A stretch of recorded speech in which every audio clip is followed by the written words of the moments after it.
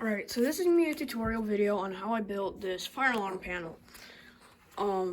So it's not going to be a very good tutorial because I'm not going to be taking it apart. I'm just going to be showing how it's wired. But before we get into this, I have to say subscribe to Mackinac Fudge 5 because he was the original designer of this panel. How I built it was I just watched one of his videos and just built it from that. So subscribe to Mackinac Fudge 5.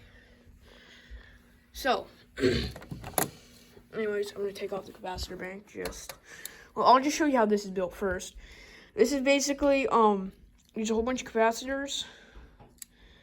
I will say these are not the right, farad ratings. If you watch one of Mackinac Fudge 5's video, his capacitors have a higher rating. I'm just using these ones because they're like the best I have. So anyway, starting at the bottom half of the panel, because it is two boards together. So at the bottom half of the board, quite simple. Here we have our battery eliminator. So basically on the 5-volt side, we simply just have a green light indicating it has power. Goes into the negative bus and back into the negative side right here. It is connected into this ammeter. Mackinac Fudge 5 put a power switch right here, but I replaced it with an ammeter because I can just turn it off right here. There's a little switch down there. Got a little switch right now. So anyways, I have that hooked up. It's on the high setting, and this shows me like whenever it's triggered. And then I have a reset button shorting out the 6-volt and the negative. Now you might be thinking that that's really bad, but it has short circuit protection, so this just momentarily cuts power, resetting the transistor. Or whatever this is. I think this is a transistor, but this is also a transistor, so I don't really know, because this has the anode and cathode and then the gate. But then this has this is like a PNP transistor. I don't know. There's tons of different types of transistors, and I have no idea what they do. So anyways, coming off of the 6-volt side, we have a 4 connecting into this transistor. We have a drill button right here, which connects to the gate side. And then down here, so as we can see, it comes off. We have this part, which this is the 2-spring thing. I'm just using this so it's easier to connect up my pull station. So we have here our pull station connection. So when this gets shorted out, it puts the panel into alarm. So I've got these two guys wired in parallel, I believe. They're just upside down light switches, so that way when they're pulled, they're activated. So I can demonstrate that. We take this and we just short this out. And as we can see, I have it on silent right now, but yeah, you just short these out, and that just puts the panel into alarm. So, yeah. That's basically the exact same as this, just wired in parallel and then hooked up to that. And then we have a resistor coming in right here, which connects to the gate of the transistor. Quite simple. This comes up. We have a walk test switch right here, which basically bypasses this part. So you can turn on walk test. And then, as you can see, show you that from the panel. Quite simple. I wonder if someday I can put a real smoke detector into this thing with like a relay or something. I don't know. That'd be pretty cool. And I'll turn the walk test back off. Then moving up, right here, we have the positive side of a piezo. It goes through into this acknowledge switch, so it's not necessarily ideal because if you leave this in the off position, then the panel will always be acknowledged. And that comes over, we have a red LED to indicate alarm. That just comes across. So this is like the negative, and this is like the positive here. We have a piezo.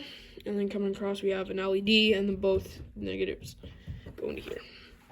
So then, yeah, I would say that's about the lower half right there. I'll just give you a quick look at that. This is an R1 rated resistor, or an R1 level.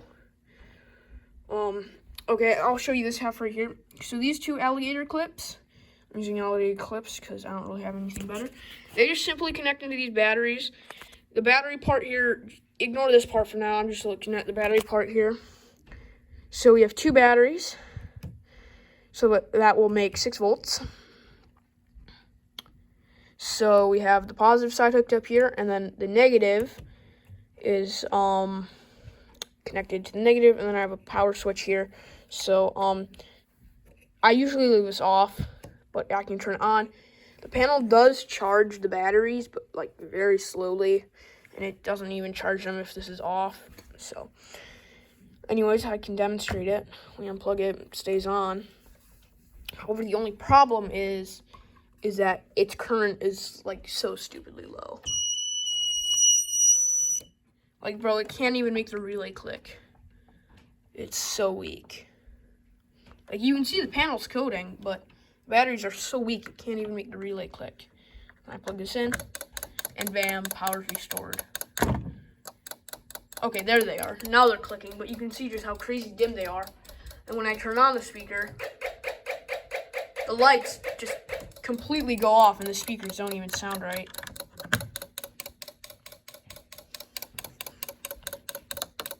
Okay, yeah. So, anyways, that's the battery part. Not very ideal, but these batteries might need to be recharged. I also had someone say that I shouldn't be mixing Amazon Basics and Fujitsu batteries. Don't know why that is, but I might have to fix that. Anyways, moving on to the oscillator part, the upper half. We have the power coming into here. It breaks off going into an NPN transistor, which is connected to a PNP resistor back here, or transistor, my bad. You can't really see it, but yep, this is like a triangle, and then we have the PNP like that. Or no, the NPN is back here, the PNP is right up here. We have a C3 capacitor going above it. I'll just take this off just so you can see. So you can see this a bit better now. So basically, all you gotta do, this capacitor goes right in here like this. And you take this just simply connects to right down here. And the other half connects to this part of the coating. Connects to nothing else. It just connects to these 2 points here. So then moving on, we have a code light here, connected up like that, going into the negative. And then on the NPN transistor right here, we have a R4 and a C4 capacitor, and they're both connected, and then they go into this part of it. The output, or the whatever it is, connects to this variable resistor here. This is an RV, not the RV2. This is just an RV variable resistor, and then this here is an R2 resistor. Then moving up, this is connected to the positive part, and then it comes to this R3, coming down into the negative. Quite simple. So that means that this here is what does it. So I'm gonna actually do an experiment real quick. If I just connect this, yeah, the panel still codes, except it's unable to trigger the relay because this is disconnected. So I could put a switch in there if I wanted to like disconnect or disable the NAC. Put in a NAC disable. So yeah, that's how that works. But yeah, if you were to throw in a switch somewhere along this track here, you could put in a NAC disable or something. And then this is a switch, is what puts on a constant. Unfortunately, this switch is actually reversed. So on is off and off is on, just so you know.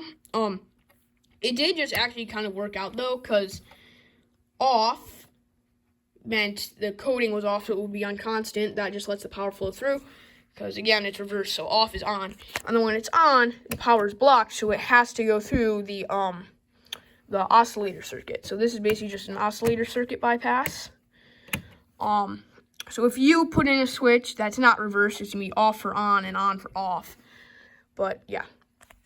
So then we have, coming off of there, we have our, well actually, hold on. If this is on constant, would the NAC disable still work? No, so the NAC disable would not work. So if this was on constant, the NAC disable would not work. You could probably replace this diode with a NAC disable or something. I don't know, really. So, anyways, then it comes into this diode, and then it goes into a C5 capacitor going across the common part of the relay. And then I just have the negative hooked up to the common. So basically, the way I wired up my horn strobes was, they have a common positive, and then it's the negative that, oscillates. I don't know why I did it like that. I just did. It's because it was easier. Because before I had this panel, I had my own design, which wasn't completed because I needed to get a second relay. But this design is better because it only requires one relay instead of two. This is not an accurate, oh, sorry. This is an inaccurate,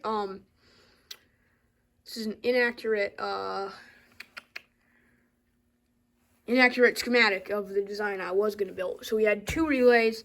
This one was for the batteries. My design would not have charged the batteries. It just had this, powering the coil of a relay. So that way when power was lost, the coil would flip, and then it would go to battery power. And then when power was regained, the coil would be re-energized, it would flip, and then it would go back to mains. And then we had the alarm relay. I was using this as a latching relay, so that way when you would pull one of these and reset it, it would stay on until you hit the reset button. Anyways, so that's how that worked. Not very accurate, but it's completely inaccurate now because I got this design. So anyways, now that I've got the panel down, I'll just tell you how I connected everything. So first of all, for this horn strobe, this was the very first one. Basically all I did is I took a snap circuit wire, I cut it in half, and then I soldered on some Christmas light wire and put wire nuts over that. And then that was the pre-audible silence era. So then once I got audible silence, I added in another wire. This is just some speaker wire. So as we can see here, we have our positive hookups. And then over here, we have our speaker hookups and our light hookups. So the light hookups are before the switch, and the horn hookups are after the switch. That way here, let me turn this on. We do drill. We flip it. The horns are shut off, but the lights are still on, giving us audible silence. Oh, I got something stuck in my throat or something. Anyways, so as we can see, we have our common positive here going into the lights and the horn. And then we have our light negative here and our horn negative here. So this horn strobe is pretty unique. This is the only one like it. So yeah, it just hooks up into here. For the other horn strobes though, as we can see, we have our light negative and our horn negative, and they go down. And then we also have our positive here. They both go down. So as we can see, we have our horn strobe negative wire here and our positive wire here, and they both go down into this outlet here. We've got the three wires going into this outlet here. Now, the reason why I use an outlet was so I could use standard your standard electrical outlets, like their standard extension cords. That way it would just be a lot easier to use. I stole this idea from Mackinac Fudge 5 because he's just so smart. I would have never thought of this on my own. So basically how I have it wired, I believe I have the ground as the common positive, I have the hot as the horn negative, and the neutral as the light negative. So obviously do not plug one of these into a real outlet, because then your snap circuits would get fried. So anyways, over here, as we can see, we have it plugged in, and it just goes up to here. This is very simple design. I designed these things like super small, super compact. As we can see, we have our positive coming in like this. And then we have our light negative hooked up here and our horn negative hooked up here. I just made it super compact. Now this one right now isn't a super good example because I just have it hooked up to my oscilloscope right. I have it hooked up to the oscilloscope right now because it's super loud. So normally I would have my horn here, but right now I just have it hooked up to my oscilloscope, which is super loud for some reason. I'll show you the other horn strobe, which is plugged in right here. And then this one, it looks super goofy because I ran out of 4 pieces, but it's just wired up the exact same except it has a speaker instead of a oscilloscope, the wired in. So, yeah, I hope this answers some of your questions. Y'all really got to go watch Macnall Fudge 5 system tests. His system tests, I will say, are way better than mine. He has much better pull stations. He actually changes out the pull state, oh my gosh, I can't talk. He actually changes out the horn strobes, unlike me, because I only have these 3 and I'm too lazy to build anymore. So he actually changes out the horn strobes. He has pull stations with like Lego Technic on them, so they're like real pull stations. His channel is just better. The only thing I want to say I do better than him is camera quality. Everything else he does better than me. Like, he does tornado sirens, weather alarms. Like, he's just better than me. So anyways, yeah, you really gotta go subscribe to him. He's only got like 500 subs. So go subscribe to him, and I hope I'm not missing anything. So I'll just give you a quick rundown of the panel before I go.